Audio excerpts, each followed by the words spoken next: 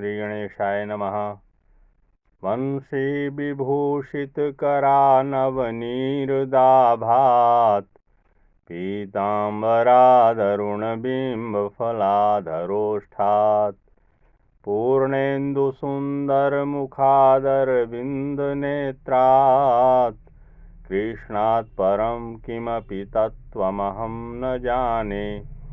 कृष्णात् परं किमपि तत्त्वमहं न जाने। मैं वेंकटेश शर्मा, सहायक प्राध्यापक, गुरुकुल संस्कृत महाविद्यालय बैरगनिया सीतामढ़ी, आज की ऑनलाइन कक्षा में शास्त्रीय प्रतिष्ठा तृतीय खंड तथा सामान्य तृतीय खंड के छात्रों का हार्दिक स्वागत करता हूं। आज की कक्षा अनिवार्य प्रथम पत्र संस्कृत साहित्य इतिहास की है। इसके अंतर्गत हम लोग आज उपनिषद के बारे में जानेंगे। इसके पूर्व भी हम लोगों ने संस्कृत वाङ्मय का इतिहास से कक्षा में पढ़ाई जाने वाली सभी विषयों का सम्यक अध्ययन कर लिया है, किंतु परीक्षा को ध्यान में रखते हुए पुनः अभ्यास हम लोग कर रहे हैं। वैदिक साहित्य की श्रृंखला में आरण्यक ग्रंथों के बाद उपनिषदों का स्थान है।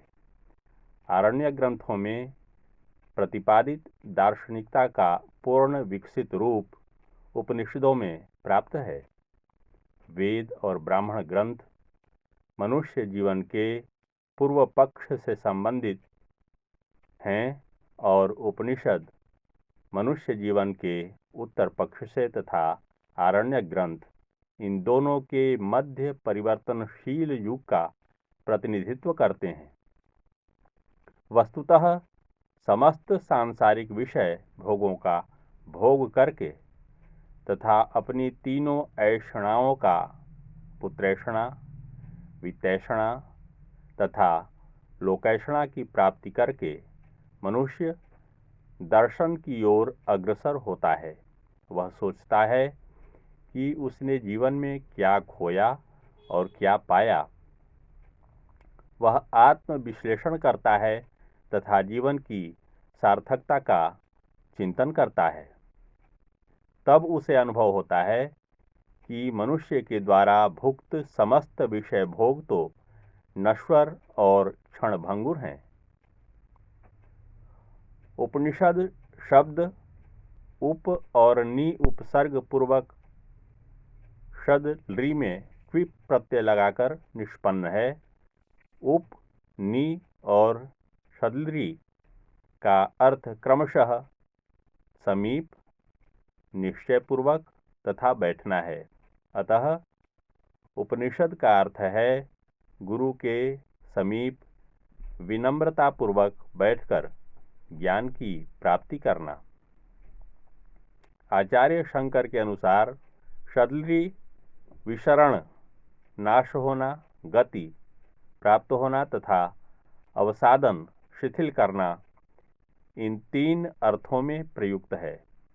इस प्रकार शंकराचार्य के अनुसार उपनिषद वह विद्या है जिससे मनुष्य की अविद्या का नाश होता है, बुद्धि की प्राप्ति होती है और दुखों का नाश होता है। वैदिक साहित्य के अंत में रचे जाने के कारण उपनिषदों को वेदांत भी कहा जाता है, जिसका अन्य नाम रहस्यम भी है। कठोपनिषद में कहा गया है परम गुह्यम। उपनिषदों की संख्या 108 है। इनमें से 11 उपनिषद मुख्यतः माने गए हैं। ऋग्वेदीय उपनिषद, ऐतरेय, सामवेदीय उपनिषद, केनोपनिषद तथा छांदोग्योपनिषद।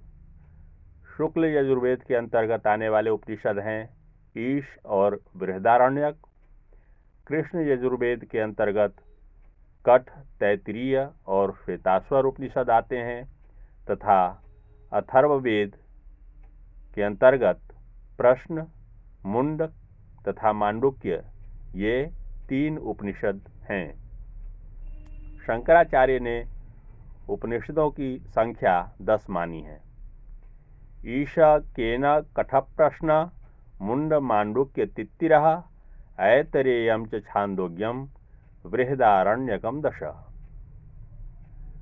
अब हम लोग उपनिषदों का वर्ण विषय के बारे में जानेंगे। सभी उपनिषदों का संबंध ब्रह्म विद्या या ज्ञान प्राप्ति से है। उपनिषदों के महत्वपूर्ण सिद्धांत का प्रतिपाद्य विषय निम्नलिखित हैं। ब्रह्म का स्वरूप। विभिन्न आध्यात्मिक विषयों को जानने के लिए जब ऋषियों ने एकांत में ध्यान योग से निधिध्यासन किया तो उन्होंने एक देवात्म शक्ति को देखा जो संसार का नियमन करती हैं। इसी शक्ति को उन्होंने ब्रह्म कहकर पुकारा। उपनिषदों का ब्रह्म शुद्ध, नित्य, अजर-अमर और सनातन है। ईशोपनिषद में उसे परम तेजस्वी, शरीर रहित, शुद्ध, पाप पुण्य से रहित, सर्वद्रष्टा, मनीषी, सर्वत्र विद्यमान, स्वयंभू और अनादिकाल से सभी प्राणियों के कर्मानुसार समस्त पदार्थों की रचना करने वाला परम तत्व बतलाया गया है। वह चतुष्कोटि विनिर्मुक्त है।